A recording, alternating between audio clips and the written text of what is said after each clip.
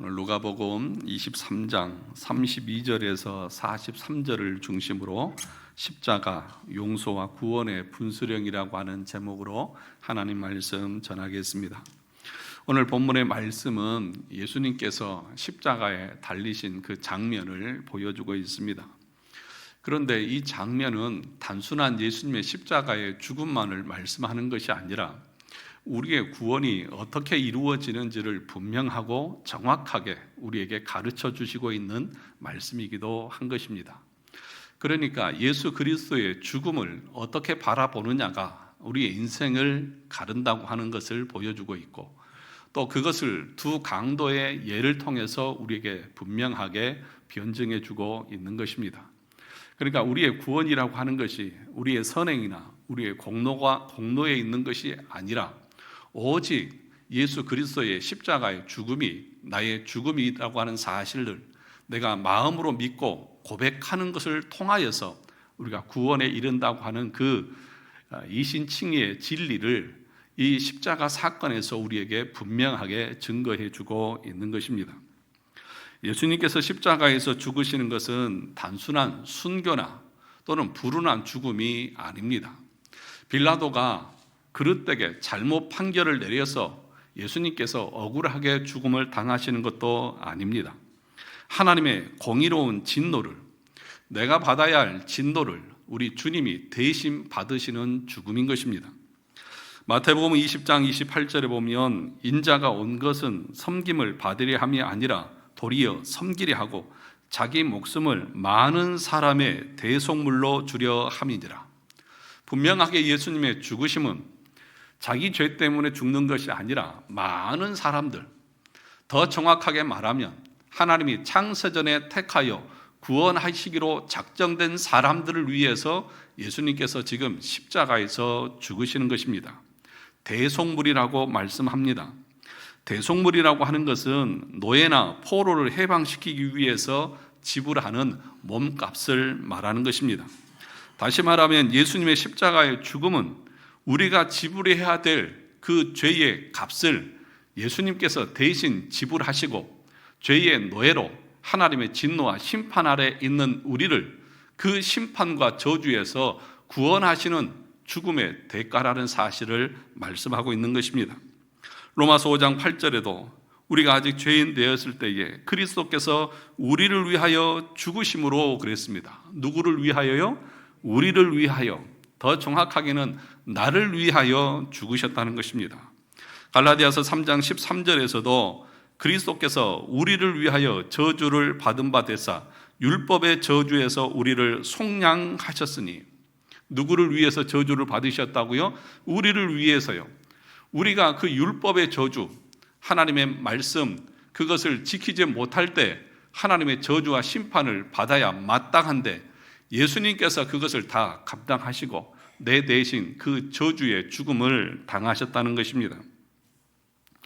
베드로전서 2장 24절에도 보면 친히 나무에 달려 그 몸으로 우리 죄를 담당하셨으니, 누구 죄를요? 우리 죄를 담당하셨으니 이는 우리로 죄에 대하여 죽고 의에 대하여 살게 하려 하심이라. 우리를 위해서 죽으셨습니다. 왜요? 우리가 그 죄에서 죽지 않고 살아나서 하나님의 의롭다함을 받게 하기 위해서 예수님이 죽으셨다는 것입니다. 그러므로 여러분, 지금 예수님께서 십자가에서 못 박혀 죽어가고 계십니다. 양편의 강도들도 함께 십자가에 못 박혔습니다. 그러면 누구 죄를 위해서 죽으시는 것입니까? 자신의 죄, 양편 강도에 있는 그 강도들처럼 자기 죄 때문에 죽는 것이 아니라 그런 강도와 같이 죽어 마땅한 죄인을 위해서 예수님이 지금 십자가에서 죽고 계시다는 것입니다.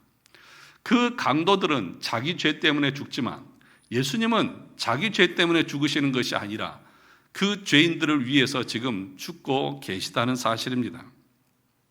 웨스트민스터 신앙고백서 제8장 중보자 그리스도에서 5항에서 이렇게 말합니다. 주 예수께서는 영원하신 성령을 통하여 단번에 자신을 하나님께 드리신 그의 완전한 순종과 자신의 희생 제사에 의해 그의 아버지의 공의를 충분히 만족해 하셨다. 하나님의 율법의 그 의를 예수님은 자신이 대신 죽으심으로 그 모든 의를 만족시키셨다. 우리 대신 만족시켰다고 말합니다. 하이델베르크 요리문답 11문에서 13문에서도 우리 주 예수 그리스도께서는 십자가에 못 박혀 죽으심으로 우리의 죄값을 완전히 치르셨다, 그렇게 고백합니다. 그래서 이 고백이 있을 때에 지금 십자가에서 죽으시는 이 예수님이 내 죄를 위해서 죽으신다는 그 고백을 할 때에 우리의 죄는 다 용서함을 받고 의롭다함을 받는다는 사실을 성경은 가르치는 것입니다. 그러므로 우리 주님의 십자가의 죽음은 자신의 죄 때문에 죽으신 것이 아닙니다. 죄가 있어서 십자가에 못 박히신 것이 아니라는 사실, 내 죄 때문에 죽으시고 계시다는 사실을 우리가 고백할 수 있어야 합니다. 우리 주님은 창세전에 우리를 구원하시기로 작정하신 하나님의 작정을 지금 실행하고 계시는 것입니다. 택한 자들을 구원하기 위해서 십자가에서 죽으십니다.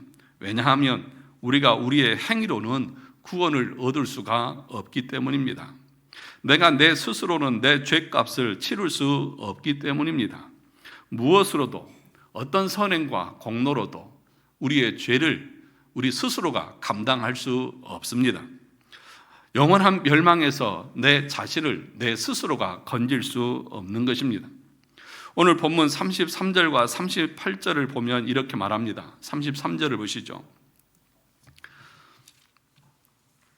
해골이라 하는 곳에 이르러 거기서 예수를 십자가에 못 박고 두 행악자도 그렇게 하니 하나는 우편에 하나는 좌편에 있더라.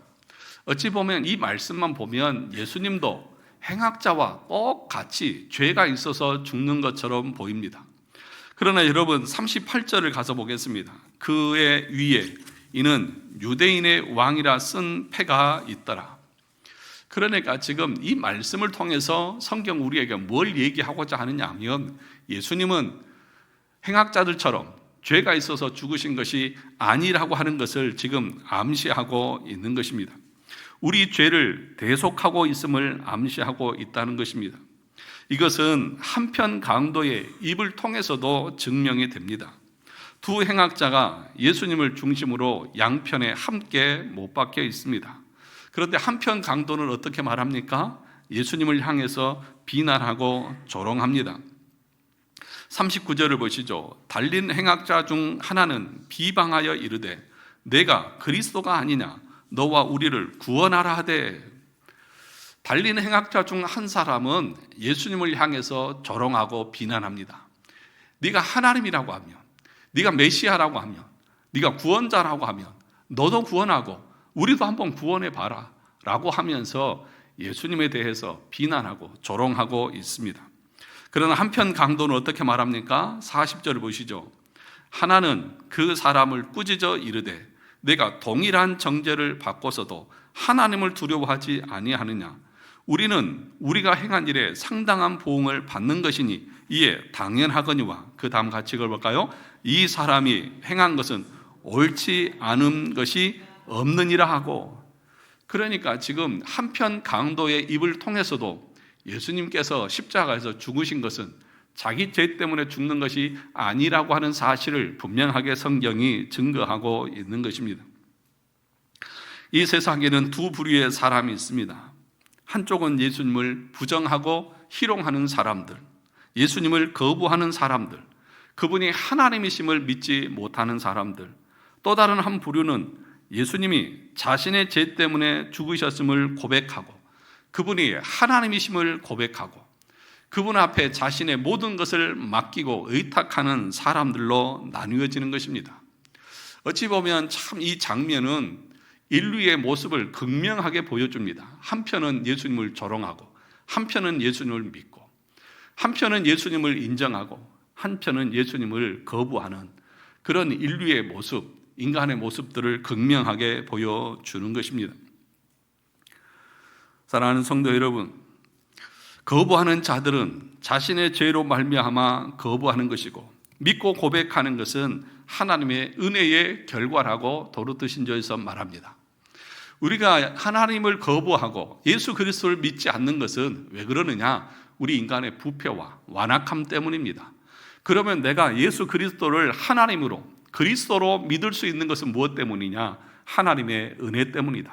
그러므로 거부하는 자들은 자신의 죄로 말미암아 영원한 멸망을 받을 것이고, 구원 얻는 그들도 자신의 의나 선행이나 공로가 아니라 하나님의 무한하신 자비하심 때문에 구원받은 것을 알고 하나님 앞에 전적으로 감사하며 영광을 돌릴 것입니다. 마태복음 25장 23절에 보면 믿지 않는 자들을 향해서 이렇게 말합니다. 이 무익한 종을 바깥 어두운 데로 내쫓으라. 거기서 슬피 울며 이를 갈리라 하니라. 거부하는 자들에 대해서 하나님은 이렇게 말씀합니다. 그런데 한편 강도는 어떻습니까? 자신의 죄인됨을 고백합니다. 41절에서 우리는 우리가 행한 일에 상당한 보응을 받는 것이니 이에 당연하거니와, 자신이 지은 죄로 말미암아 십자가형을 받는 것에 대해서 당연하게 여기고 있습니다. 똑같이 십자가에 못 박혔는데 한편 강도는 죽음 직전까지 자신의 죄인됨을 인정하지 않고 예수의 죄 없음도 인정하지 않습니다. 그러나 예수님과 함께 십자가에 못 박힌 강도는 자신의 죄인됨을 고백함과 동시에 예수님의 죄 없음도 고백하고 그분이 참으로 하나님이시고 그리스도라고 하는 사실을 고백하고 있는 것입니다. 그러면서 이렇게 요청합니다. 우리 42절을 같이 읽어볼까요? 이르시되 예수여 당신의 나라에 임하실 때에 나를 기억하소서.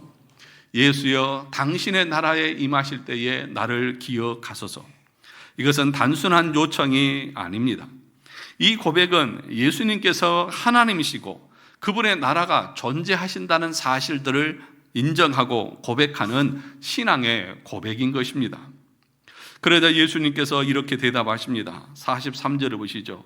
예수께서 이르시되 내가 진실로 내게 이르노니 오늘 내가 나와 함께 낙원에 있으리라. 여러분 모두에게 이런 은혜가 있기를 주님의 이름으로 축원합니다.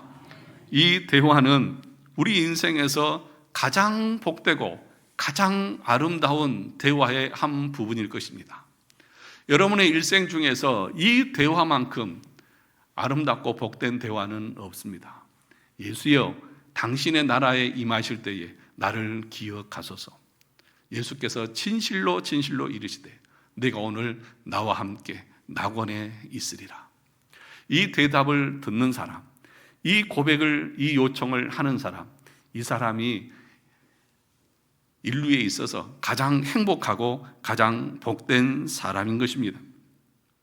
여러분, 이것은 우리의 구원이 우리의 행위나 공로가 아니라 오직 믿음으로 구원에 이른다는 것을 강력하게 증거하고 있는 말씀입니다. 달린 두 행악자는 이 세상의 법으로도 더 이상 살 가치가 없는 죄인이라고 판결한 사람들입니다. 이 당시에 십자가형이라고 하는 것은 가장 극악한 자들에게만 베풀었던 형이 십자가형입니다. 그러니까 지금 이 두 사람, 예수님을 고백했던 사람이든지 고백하지 않던 사람이든지 이 사람에게는 아무런 소망이 없는 그런 존재.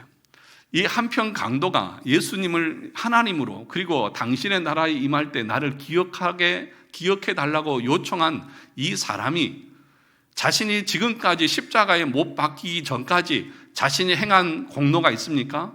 자신이 행한 선행이 있을까요? 자신이 행한 뭔가 의로움이 있을까요? 그것이 있었다고 하면 십자가에 못 박히지도 않았겠죠. 그런데 예수 그리스도를 하나님으로 고백하고 당신의 나라에 임할 때 나를 기억해 달라고 하는 이 고백으로 말미암아서 무엇을 얻고 있습니까? 구원의 은혜를 누리고 있다는 것이죠. 그러니 여러분, 우리의 구원은 우리의 행위나 우리의 공로에 의지하지 않는다는 것입니다. 단적으로 말하면 이 강도는 교회를 다니지도 않았을 것이고 이 강도는 세례를 받은 적도 없을 것이고 이 사람은 누구에게 의로운 행위를 한 것도 없을 것입니다. 하나님이 바라볼 때에 이 사람을 구원해야 될 만한 어떤 조건도 가지고 있지 못한 사람입니다. 그런데 지금 예수님이 뭐라고 말씀하십니까? 오늘 내가 나와 함께 어디에 있으리라? 낙원에 있으리라. 그러면 우리의 구원이 어디에 있다는 것입니까? 우리의 행위에 있다는 것입니까? 우리의 공로에 있다는 것입니까? 아닙니다. 예수님께서 지금 십자가에 못 박혀 죽으시는데 그 죽음이 내 죄 때문에 죽으신다고 하는 것을 고백하고 그분이 하나님이라고 하는 사실을 고백하는 그 신앙 고백에 하나님께서는 구원의 은총을 베푸시는 것입니다. 이것을 분명하게 이 십자가 사건은 우리에게 보여주고 있는 것입니다. 그래서 웨스트민스터 신앙고백서 제11장 칭의 2항에 보면 이렇게 말합니다. 믿음은 그리스도와 그분의 의를 받고 의지하는 칭의의 유일한 방편이다. 무엇이요? 믿음이요. 어떤 믿음입니까? 예수님께서 십자가에서 내 죄를 위해서 죽으셨다. 그분은 하나님이시다. 라고 하는 그 신앙 고백.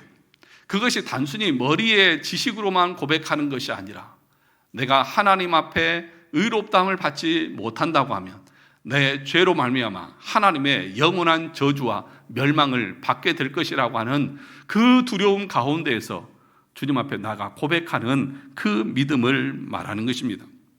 우리의 구원은 철저하게 믿음의 고백으로 이루어집니다. 우리의 선행이나 공로가 아닙니다. 우리의 봉사나 헌신도 아닙니다. 그가 참으로 예수 그리스도를 구원의 하나님으로 고백하느냐에 달려 있는 것입니다.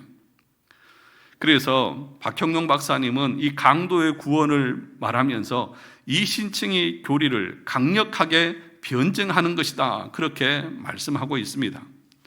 그런데 여러분, 이 믿음의 고백은 그러면 어디서 오는 것입니까? 이 두 강도들이 그 죽음 앞에서 왜 한편 강도는 똑같이 죄를 지었는데도 여전히 예수를 조롱하고 비웃는데 왜 한편 강도는 오히려 그 조롱하는 그를 책망하면서 자신의 죄인됨을 인정하고 예수를 가리켜서 하나님이라고 말하고 당신의 나라에 갈 때 나를 기억해 달라고 그렇게 요구하고 있을까요? 그게 참 궁금하지 않습니까?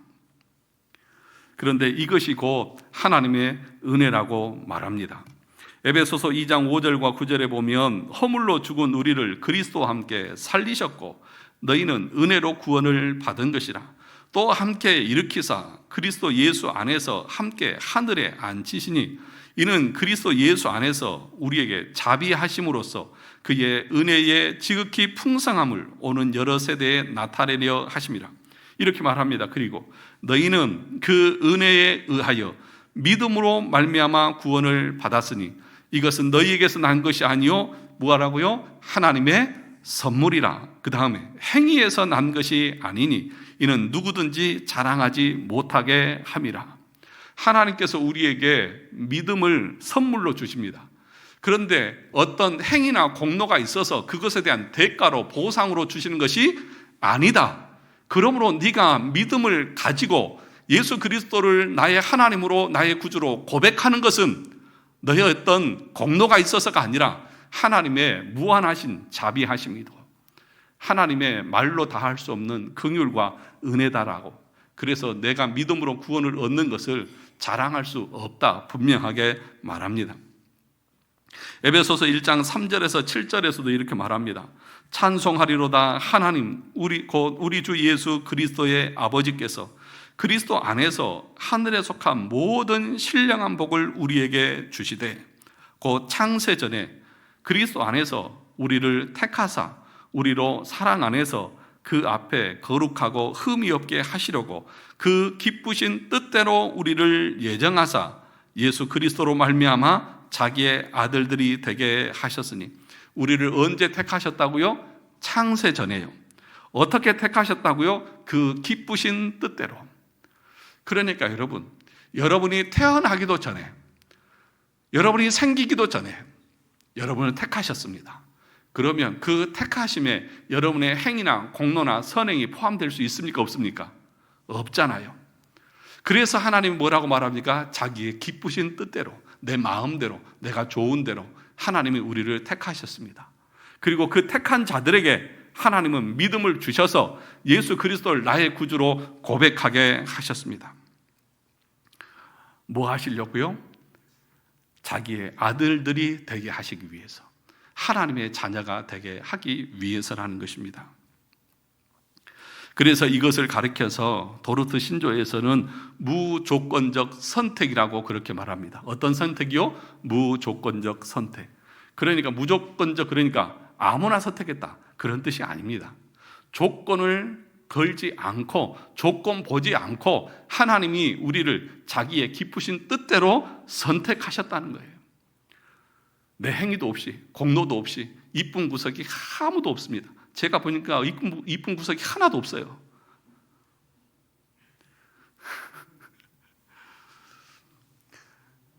다시 말하면 우리가 믿음 생활하면서 내 믿음이나 내가 누리고 있는 그 어떤 것에 대해서 누구에게인가, 어느 누구에게도 자랑할 것이 있다 없다? 그래서 자랑하지 말라는 거예요. 자랑하면 그때부터 하나님의 은혜는 없는 겁니다. 그렇지 않습니까? 그리고 하나님의 은혜를 모독하는 것입니다. 하나님을 대적하는 것입니다. 내가 너에게 은혜 주어서 네가 그렇게 구원받고 네가 그렇게 먹고 살게 해 주었는데 네가 했다고? 네 힘으로 했다고? 네가 기도 많이 해서 했다고? 네가 열심히 봉사하니까 그거 줬다고? 그러면 네 노력에 대한 대가지, 그것이 어떻게 내가 조건 없이 너에게 베푼 것이냐? 라고 하나님이 따지실 거 아닙니까? 그러면 우리가 할 수 있는 건 뭐예요? 하나님 감사합니다. 내가 한 것 아무것도 없고, 내가 하나님 앞에 이런 것을 받을 만한 자격이 아무것도 없는데 내가 뭘 하고 나에게 이런 은혜를 주십니까? 나를 어떻게 그 멸망에서 구원하십니까? 하나님 감사합니다. 그 감사의 고백밖에 없는 거예요. 그래서 그 감사로 하나님 앞에 예배도 드리고, 그 감사로 하나님 앞에 헌물도 드리고, 그 감사로 헌금도 드리면서 그 구원에 대한 감사를 그렇게 표현하면서 하나님 앞에 날마다 엎드리며 나가는 것입니다. 그것이 구원받은, 참으로 믿음으로 구원을 얻은 하나님의 자녀의 모습인 것입니다. 오늘 이 강도의 운명은 그들이 살아왔던 인생에서 결정된 것이 아닙니다. 이 두 사람은 그 인생에 있어서 어떤 선택에도 자신의 인생을 바꿀 수가 없었습니다. 이 두 강도도 살아오면서 나름대로는 자기들의 유익하다고 하는 선택을 하며 살아왔을 것 아니겠습니까? 그런데 그 선택의 결과가 무엇입니까? 그 결정의 결과가 무엇입니까? 십자가형입니다. 가장 처참한 죽음입니다. 그런데 그 죽음의 순간에 예수 그리스도를 만남으로, 그분을 고백함으로 그의 삶이, 그의 인생이 완전히 바뀌었습니다. 사망에서 생명으로, 영원한 멸망에서 영원한 생명으로 그의 인생이 완전히 바뀌었습니다. 그러므로 여러분, 우리의 인생의 분수령은 다른 것이 아닙니다. 내가 어느 대학을 갔느냐, 어떤 직장을 갔느냐, 어떤 사람을 만나서 결혼했느냐가 내 인생을 바꾸는 것이 아니라, 내 인생의 분수령이 아니라, 내가 예수 그리스도를 나의 구주로 고백했느냐 안 했느냐가 내 인생의 사망과 내 인생의 생명을 결정하는 분수령인 것입니다. 오늘 이 두 강조는 살아온 삶은 똑같을 거예요. 그런데 딱 한 가지, 예수를 나의 구주로 고백함으로 그의 인생은 과거에 어떤 죄를 지었는지는 모르지만 그는 하나님의 나라에, 하나님의 자녀가 되는 영원한 복을 누리는 것입니다. 예수 그리스도가 우리 인생의 분수령입니다. 여러분, 그래서 인류 역사도 예수님이 오시기 전과 오신 후로 구분합니다. 그러니까 이 인류의 역사의 중심이 누구라는 거예요? 예수 그리스도입니다. 그래서 우리가 예수님이 오시기 전을 BC라고 그러잖아. Before Christ. 예수님 오기 전. 그리고 예수님 오신 이후를 우리가 AD 그러잖아요. 안노 도미니. 라틴어로. 그러면 주님의 해라는 뜻입니다. 그러니까 예수님이 오시는 그 기준을 해서 예수님 오기 전을 BC, 오신 이후를 AD. 그러니까 인류의 역사도 예수님을 중심으로 나뉘어지는 거예요. 인류의 역사뿐만 아니라 우리 인생의 역사도 예수님을 믿기 전과 믿은 후로 완전히 바뀌는 것입니다. 정말 여러분의 인생이 복된 인생이고 하나님 앞에서 영원한 생명을 얻기를 원한다고 하면 여러분들이 열심히 사는 것 그 이상으로 내가 어느 대학을 가고 어떤 직장을 들어가고 누구를 만나서 호의호식 해볼까, 그것으로 여러분의 인생이 절대로 바뀌지 않습니다. 여러분의 인생이 어떤 순간순간에 아무리 좋은 선택을 다 했다 할지라도 예수를 믿지 않는 사람의 그 마지막은 오늘 한편 양편 강도가 십자가에 달려서 처절한 심판을 당하는 것처럼 예수가 없는 인생은 그 마지막은 하나님 앞에서 그런 심판의 그 형벌밖에 없다는 사실을 기억해야 합니다. 그러나 여러분, 예수를 믿는 그 순간 그 인생은 완전히 180도 바뀝니다. 사망에서 영원한 영벌에서 영생으로, 지옥 불구덩 속에서 하나님의 나라로 바뀌는 완전한 전환을 예수 그리스도의 십자가에서 그분을 고백하는 그 순간을 통해서 주어진다는 사실을 우리는 기억해야 합니다. 이 두 강도는 세상에서는 소망이 없는 인생들입니다. 어느 누구도 구원을 받을 만한 조건이나 자격을 갖추고 있지 않습니다. 어찌 보면 이 인생들은 우리 인생에, 예수 없는 인생의 마지막을 보여주는 장면이기도 한 것입니다. 뿐만 아니라 오늘 본문의 장면을 보면 믿지 않는 자들과 믿는 자들의 모습이 극명하게 대조가 되어집니다. 35절부터 37절을 보면 백성들의 모습을 이렇게 설명을 하고 있습니다.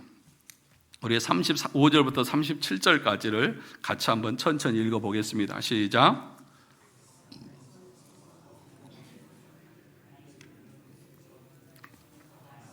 남을 구원하였으되 만일 하나님이 택하신 자 그리스도이면 자신도 구원할지어다 하고 군인들도 희롱하면서 나와 신포도주를 주며 이르되 내가 만일 유대인의 왕이면 내가 너를 구원하라 하더라.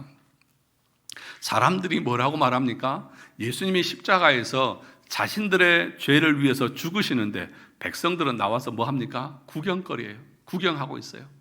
그렇게 자기가 구원자라고 하고 메시아라고 했던 그 젊은 청년이 십자가에서 처절하게 죽어가는 거 구경하고 있습니다. 간원들은 뭐라고 말합니까? 조롱하고 비웃습니다.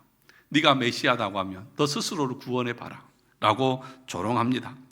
군인들은 뭐라고 합니까? 희롱하고 있습니다. 관리들은 비웃고 군인들은 희롱하고 백성들은 서서 구경하고 있습니다. 대부분의 많은 사람들, 대부분의 세상 사람들은 예수 믿으라고 말할 때에 너나 잘 믿어라, 너나 구원해라, 너나 천국 가라, 예수를 믿느니 차라리 내 주먹을 믿어라 하면서 자신들이 대단한 존재인 것처럼, 자신들이 힘을 가지고 있고 돈을 가지고 있으니까 자신의 운명도 자신이 스스로 결정할 수 있을 것처럼 오만방자하게 행하지만, 그러나 그들이 맞이할 결국은 자신들이 구경하고 있는 그 강도와 같은 그 심판이 그들이 맞아야 할 운명일 것입니다. 그런데 여러분, 한편 강도는 달랐지 않습니까? 그렇게 조롱하고 비웃고 구경하는 그 과정 가운데에서도 한편 강도는 예수 그리스도를 가리켜서 그 죽어가는 그 예수님을 가리켜서 뭐라고 부릅니까? 하나님이시다. 이분은 하나님이시다. 그렇게 고백하고 있습니다. 어떻게 이 사람은 그런 고백을 할 수 있었을까? 그렇지 않습니까? 참 같이 십자가에 못 박혀 죽여가는 거가 있는데 이 사람은 어떻게 예수를 그렇게 말할 수 있었을까? 34절에 그래서 어떻게 당신의 나라에 임할 때에 나도 낙원에 있게 해달라고 그렇게 말할 수 있었을까요?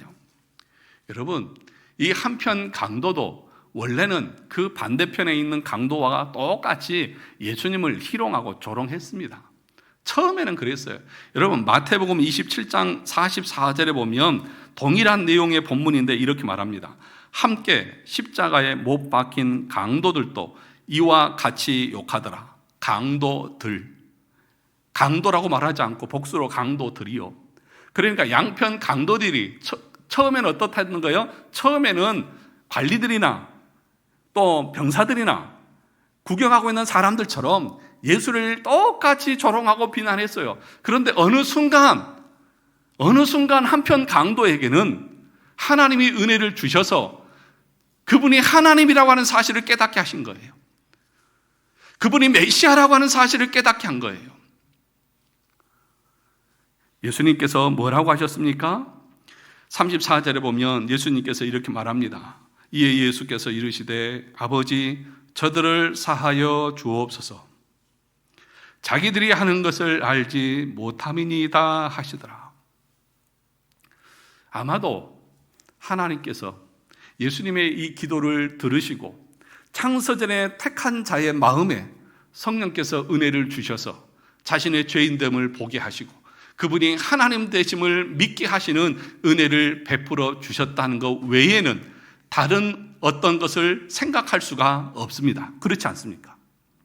이 강도가 지금 같이 십자가에 못 박혀 있는데 어떻게 그 순간에 그 마음이 바뀌었을까요?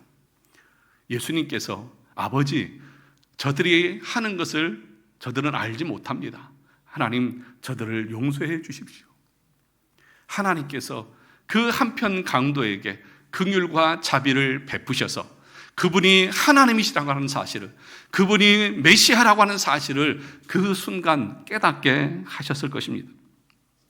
여러분 마태복음 16장 16절 17절에도 보면 베드로가 예수님을 고백할 때에 이렇게 말합니다.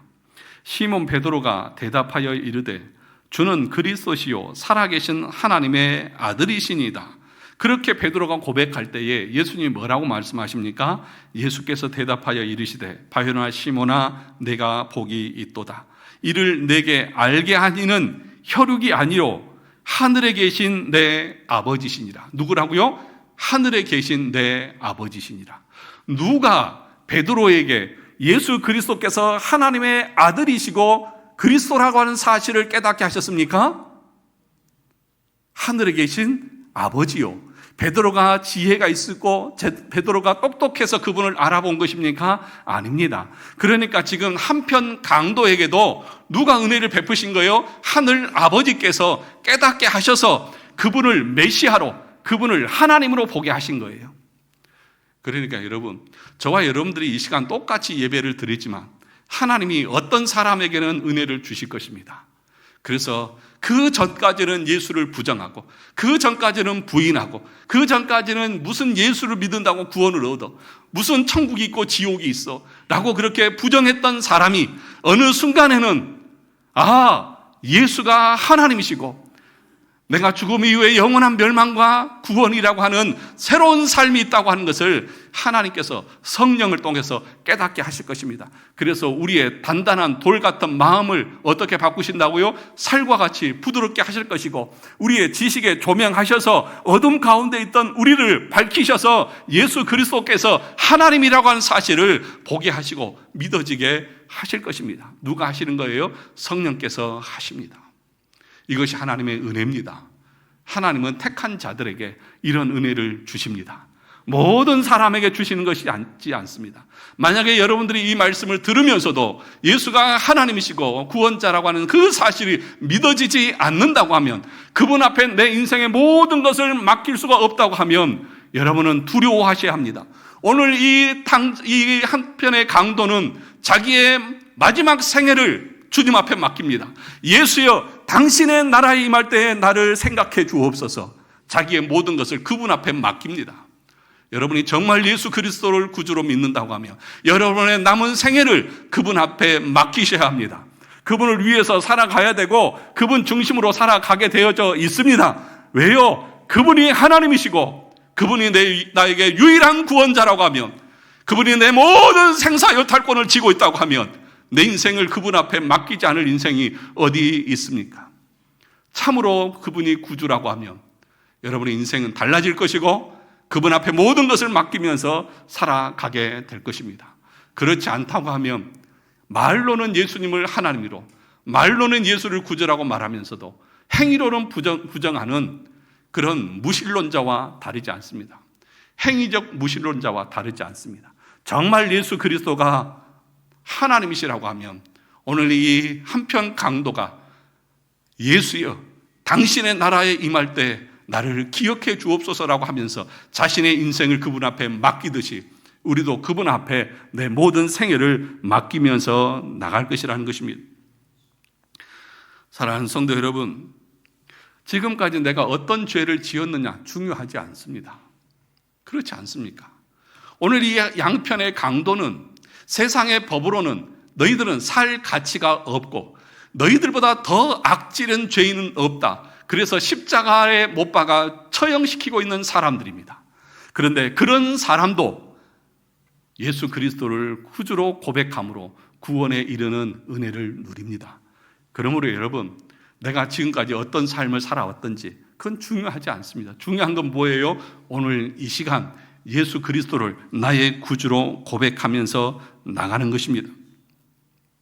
사랑하는 성도 여러분, 혹시 여기 계신 분들 중에 죽음은 끝이라는 그런 생각을 가지고 있는 분은 없습니까? 죽음 이후에 어떤 일이 일어날지 가본 사람이 있느냐? 라고 반문할 사람이 있을지도 모르겠습니다. 그런 분들을 위해서 말씀을 드립니다. 죽음으로 우리의 인생이 끝나는 것이 아니라 죽음 이후에 제2의 인생이 우리 가운데 있습니다. 히브리서 9장 27절을 보면 한 번 죽는 것은 사람에게 정해진 것이요 그 후에는 무엇이 있다? 심판이 있으리니. 하나님의 심판이 있습니다. 그 심판이라고 하는 것은 이 땅에 살아있을 때에 예수 그리스도를 하나님으로 구주로 영접하고 그분과 연합되어서 살았느냐 안 살았느냐를 심판할 것입니다. 마태복음 25장 31절에서 46절까지 내용을 보면 또 왼편에 있는 자들에게 이르되 저주를 받은 자들아 나를 떠나 마귀와 그 사자들을 위하여 예비된 영원한 불에 들어가라. 이 심판입니다. 믿지 않는 자들을 향한 심판 무엇입니까? 저주를 받은 자들아 나를 떠나서 마귀와 그 사자들을 위해서 예비된 영원한 불에 들어가라. 이것이 죽음 이후에 우리에게 닥칠 운명입니다.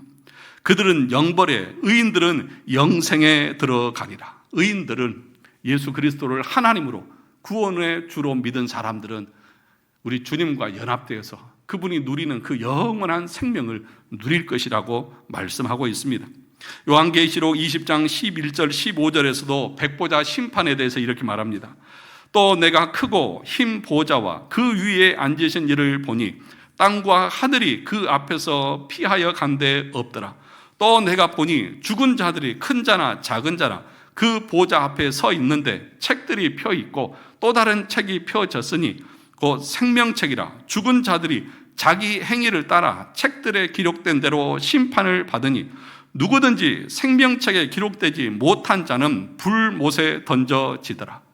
죽음 이후에 우리 하나님 앞에서 심판을 받을 것에 대해서 성경은 분명하게 말씀하고 있는 것입니다. 그 심판을 감당할 만한 사람이 우리 중에 아무도 없습니다. 우리 누가복음 23장을 다시 한번 가서 보시면 30절을 가서 한번 보겠습니다. 누가복음 23장 30절입니다. 그 위에 우리가 읽기 전의 말씀입니다. 같이 한번 볼까요? 시작. 그때에 사람이 산들을 대하여 우리 위에 무너지라 하며 작은 산들을 대하여 우리를 덮으라 하리라. 마지막 심판대 앞에서 우리 주님이 재림하시고 이 땅을 심판할 때에 사람들이 그 주님에 대해서 두려움에 떨면서 뭐라고 말합니까? 산들을 대하여 우리 위에 무너지라. 작은 산들에 대하여 우리를 덮으라. 무슨 얘기예요? 가려달라는 거예요. 그 심판의 진노와 두려움에서 나를 좀 가려달라는 거예요. 그 말씀을 요한계시록 6장 16절 17절에서 똑같이 합니다. 산들과 바위에게 말하되 우리 위에 떨어져 보좌에 앉으신 이의 얼굴에서와 그 어린 양의 진노에서 우리를 가리라. 그들의 진노의 큰 날이 이르렀으니 누가 능히 서리요 하더라. 그 진노에서 우리를 가려달라. 하나님의 그 진노의 얼굴을 감당할 수가 없어서 벌벌벌 사시나무 떨듯이 떨면서 그 두려움에 절규하는 그 마지막의 모습이 심판이 있을 것임을 성경은 우리에게 분명하게 말씀하고 있습니다.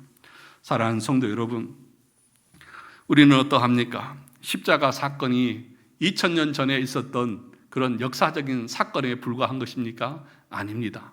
오늘날도 이 말씀은 유효하고 오늘날도 이 말씀을 믿고 고백하는 자들에게는 오늘 내가 나와 함께 낙원에 있으리라고 하시는 하나님의 축복이 임하게 될 것입니다. 우리 모두가 한편의 강도와 같은 고백을 할 수 있기를 주님의 이름으로 축원합니다. 우리 같이 따라 해보겠습니다. 예수여, 당신의 나라에 임하실 때에 나를 기억하소서. 이 고백 앞에 우리 주님은 오늘 내가 나와 함께 어디에 있으리라? 낙원에 있으리라. 이런 복을 누리는 우리 모든 성도들이 되시기를 주님의 이름으로 축원합니다.